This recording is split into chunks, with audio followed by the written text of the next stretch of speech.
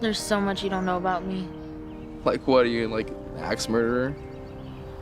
Worse, What? I'm a gamer.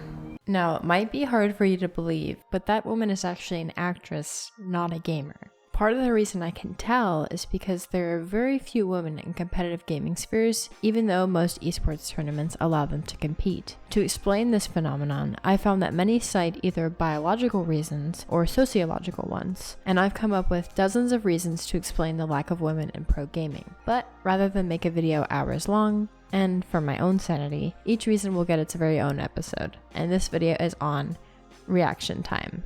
As a quick side note, I found that many people actually use reflexes and reaction time interchangeably, when in reality what we are looking at here is reaction time specifically. Reflexes are uncontrollable and extremely fast, and they actually occur through your spine, whereas reaction time is incorporating the time your brain thinks about what is happening and what reaction you need to do before you actually move to do it. So the difference is extremely significant between these two, and in gaming, it's always about reaction time.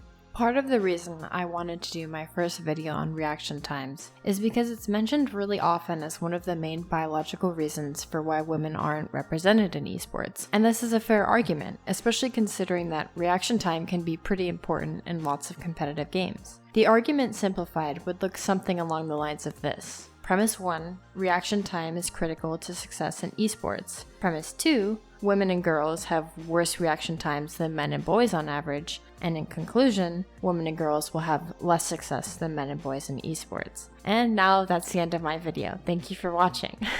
No, but really. There has been somewhat of a scientific consensus on men having an advantage over women in reaction times, and this is actually very significant. If we have a lot of studies that confirm this, we might prove that men have an inherent biological advantage in reaction times. And if this is the case, esports would have to become similar to traditional sports, where women have a significant biological disadvantage too, albeit it's more physically based, but they'll also need separate competitions.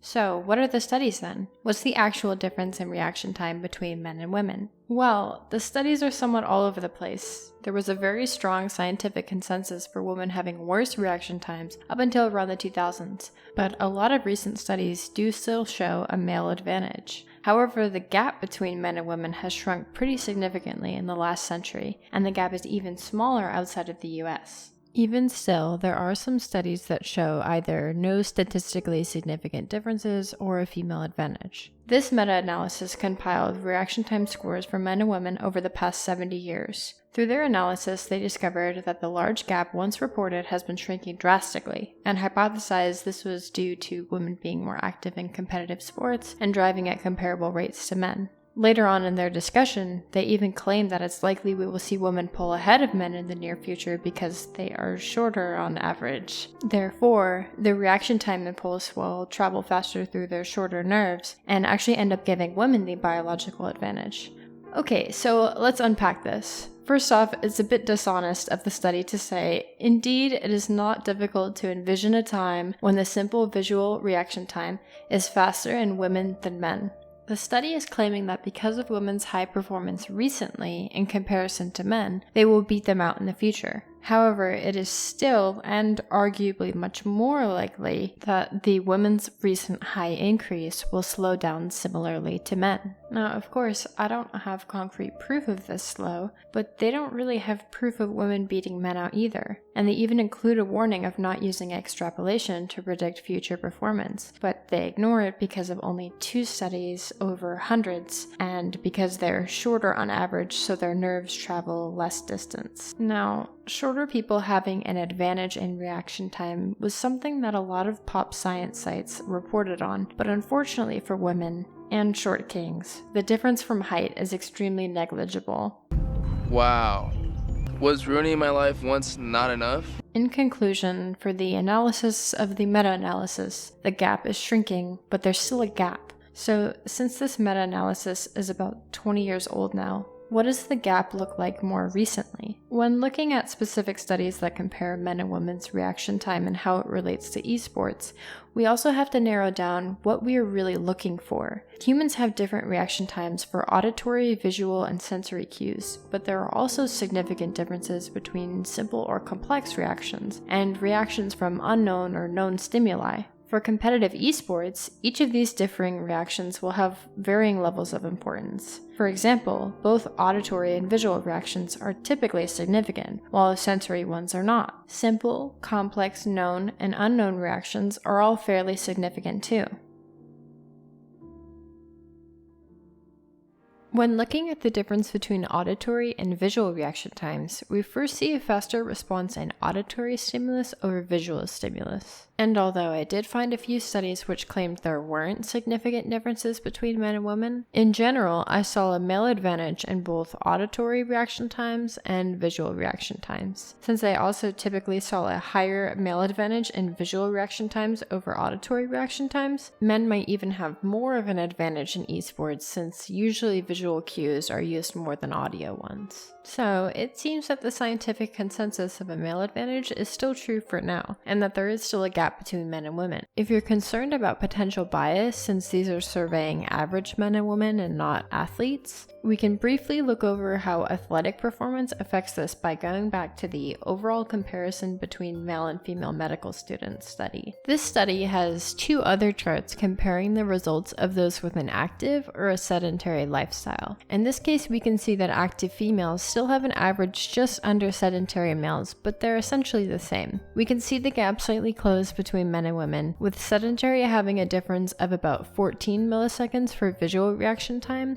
and 12 milliseconds for auditory reaction time, shrinking to roughly 11 and 9 milliseconds. But again, there is still a gap. Another study comparing the difference in gender for athletes found a male advantage as well. They measured reaction times by when force was applied to a platform before a sprint in order to get faster reaction scores, and found an even more significant difference of around 100 milliseconds. This gender gap also remains in studies containing professional athletes. This study is comparing the start time for sprinters in the 2008 Beijing Olympics, and it's very commonly used. It was actually the first thing that came up when I searched for differences in male and female reaction time, and it seemed to be pretty commonly mentioned in gaming communities too. The study compared the recorded start times between the competing men and women, but the study itself criticized the method used to determine the difference. Similar to the last study, the reaction time was also dictated by the amount of pressure a runner's foot put off on their starting platform once they started to sprint. However, this pressure number is the same for both the male and female runners. In this case, men will have a large advantage since they generally have more strength and mass to apply the pressure quicker than a woman could. This could be inflating the reaction time scores for men in this study and the previous study, which both involved sprinting.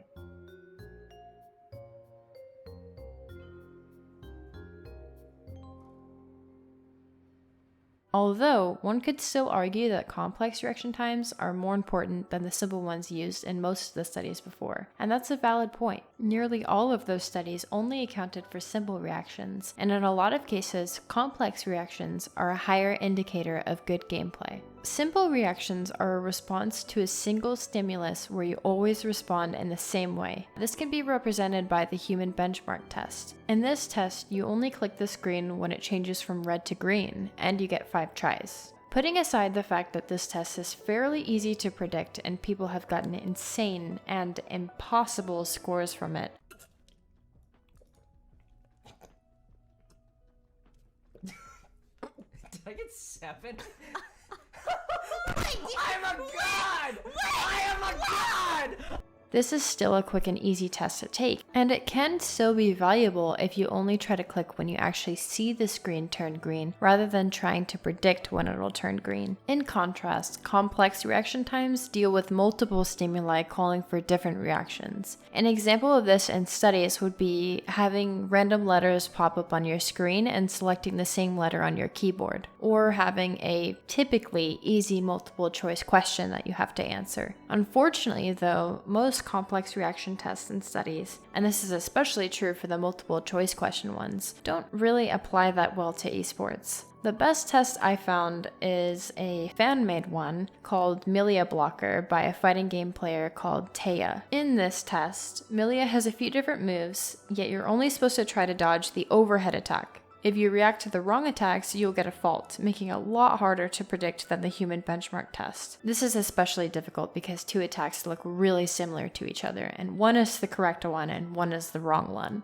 As you can see, I had a roughly 30 millisecond difference between both of these tests. If you have spare time, try both of these and comment your scores and your gender, and I'll put together a spreadsheet on the data in the future. Another fun test to try is the Eriksen Flanker test, where you state the direction that the center arrow is pointing at in a series of images, but I don't really think this one is quite as useful as the Millia blocker for esports. Regardless, I'll have all the links for each of these in the description, and I highly recommend checking them out. It's really easy to do them all. Something to note with online tests though, and especially personal computers, is that the quality of your computer can really impact your scores a lot. Okay, back to the analysis. So even though Millia blocker is one of the best tests I think that we have, it still isn't perfect. After all, a match in a fighting game would look nothing like this.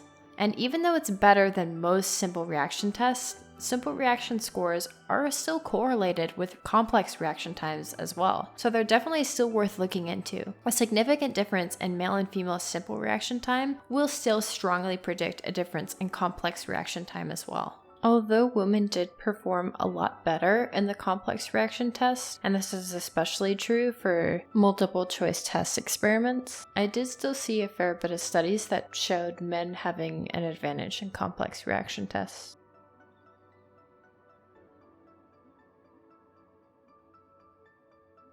Lastly, both known and unknown stimuli are relevant to esports, but there are very few studies on this. Something that I found that was somewhat relevant was a study on driving that actually listed a female advantage. This study examined the average reaction time between men and women when taking control of a self-driving car in dangerous conditions. Even though there was a female advantage, the study also explained that women were much more cautious and concerned about self-driving cars in general, and had less trust in them than men did. Although they didn't exactly know when to take over, women being on higher alert than men most likely gave them an advantage by being more mentally prepared and expecting to have to take control at some point. An important thing to remember is that the difference between the most competitive men and women in esports is extremely small, most likely no more than 50 milliseconds, and sometimes even as small as 10. If really anyone is in a better headspace to react quickly, they will almost always end up reacting faster than the person who's not. And this information can be incredibly useful to women, as they're typically known as being more cautious and risk-averse, and they can use this to their advantage. Since a lot of men will play aggressively to a fault against women, it is possible a woman could gain the upper hand if she is of a high enough skill level to take advantage of that.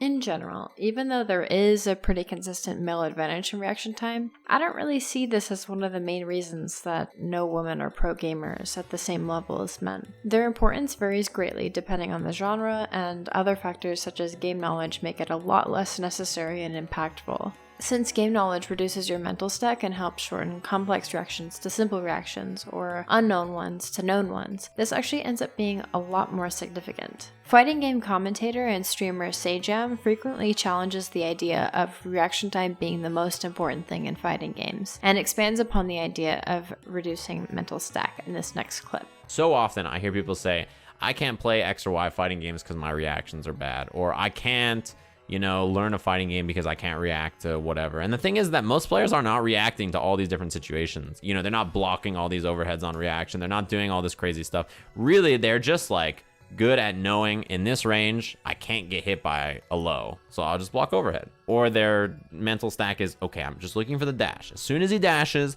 I'm going to jab it. As soon as he dashes, I'm going to jab it. And then they just jab it as soon as you dash up. You're like, wow, this guy's reaction times are incredible. How does he always see the dash, How'd you block that? It's the one thing I've been trying to block this whole set. Yeah, that happens a lot too, right?